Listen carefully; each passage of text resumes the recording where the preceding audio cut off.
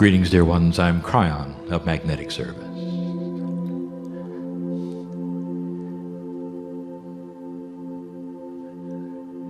And to some, there is very little difference between this and a moment ago. The man simply sits in the chair. Same voice. Those who would say it's easy, all he has to do is sit in the chair, pretend. And hundreds will show up. What a deal. And this is the way it looks.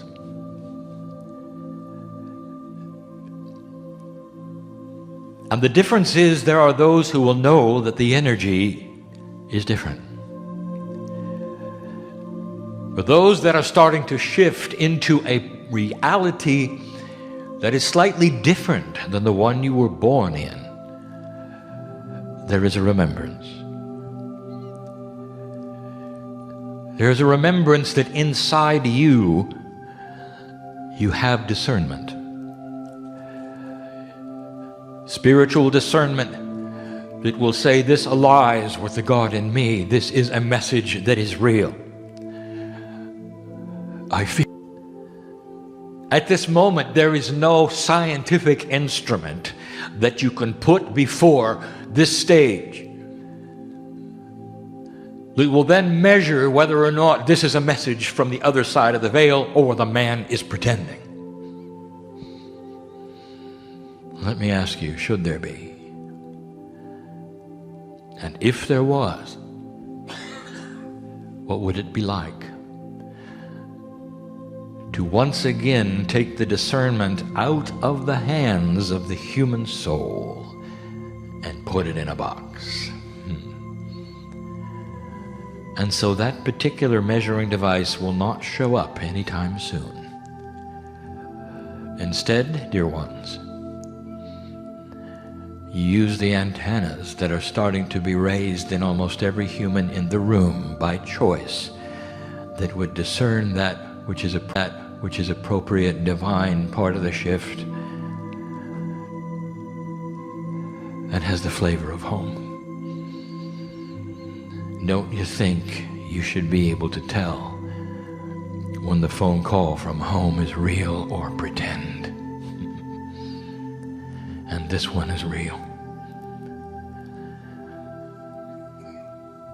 The energy in your DNA, which is God, which represents the higher self, that which some of you call the soul energy, is specifically unique to humans.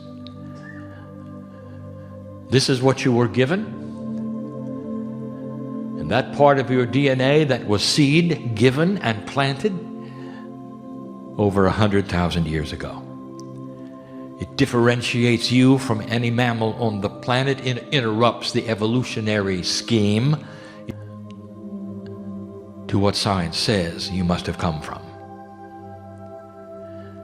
It represents the reason for 23 chromosomes instead of the even pairs of 24. It explains the fusing of 2.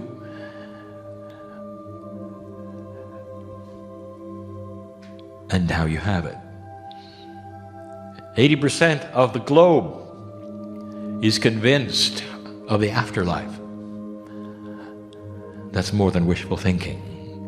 That is instinct. You know that when you die, it's not over. And that has spawned all of the religions on the planet. In short, humans know that this is temporary. And so for those who've decided to raise that antenna for just a moment, you're starting to understand that this could be what it says it is. The energy from the other side of the veil that comes into this place, appropriate, by invitation, it begs to answer the question, who came to see whom? were in this room last night, the entourage started to gather.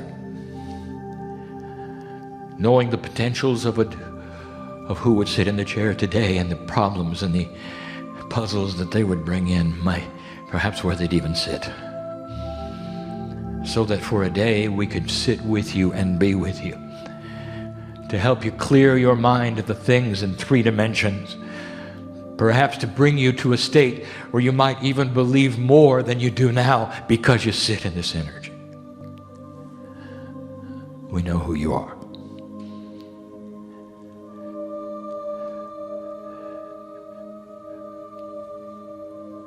Some say you're children of God. That is not so.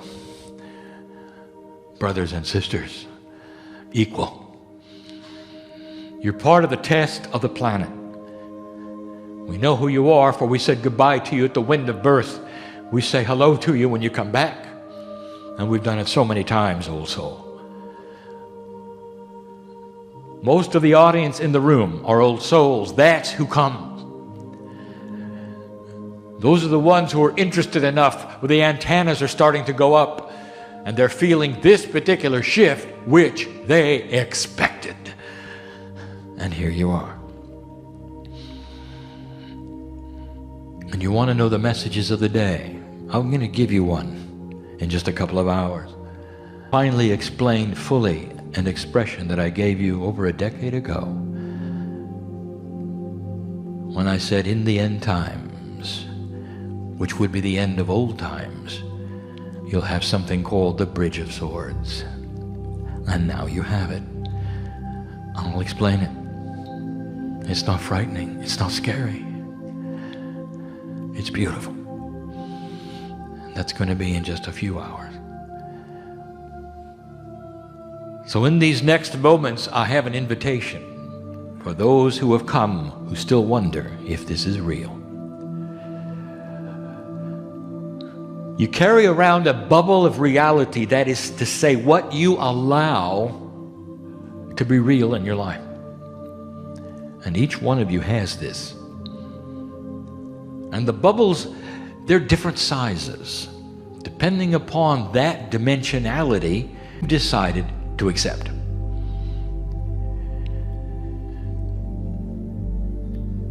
If the bubble is one of logic only,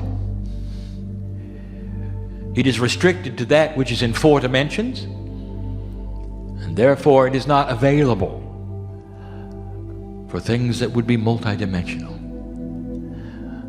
And yet everything around you is. How do you explain love and compassion? And you'll say, well, that's just human emotion. Where is the meter to measure it? These are things you have to feel. One to another. Is there a field that's transmitting? Have you ever sat next to a person in the theater and you wanted to move? What's going on there? Is there a meter to measure that, dear one? Am I getting out of your bubble? Or perhaps that you don't want to look at because they might just be beyond that which is logical, and the intellect will not let you see it. Or is there more to that? Maybe it's not as frightening as you think. Could there be life in water and in fire and in dirt and in rock that goes beyond your definition of life? Could there be consciousness in physics? All of these things that I've listed are multidimensional realities which your bubble will not let you see. So here's the invitation, just for the next few hours. What would it hurt to expand the bubble? To look at some things that might be there and always were. But you don't have explanations for them yet. Does it mean they don't exist because you cannot explain them, dear one? Or might you have the wisdom for just a little while to look beyond the bubble, beyond your reasoning power, perhaps even to accept the possibility that some of these things might be real. And at the end of the day, You can adjust your bubble to where it was before or not. And when you leave this place, no matter what you believe, the same number of angels will walk out with you, who walk out with the channeler. But that is the love of God. And that's the way it works. You are not in judgment for what happens today. You're here to be healed, your feet to be washed, to be soothed, the puzzle solved, to have an overlay of grace with. That's why you're here.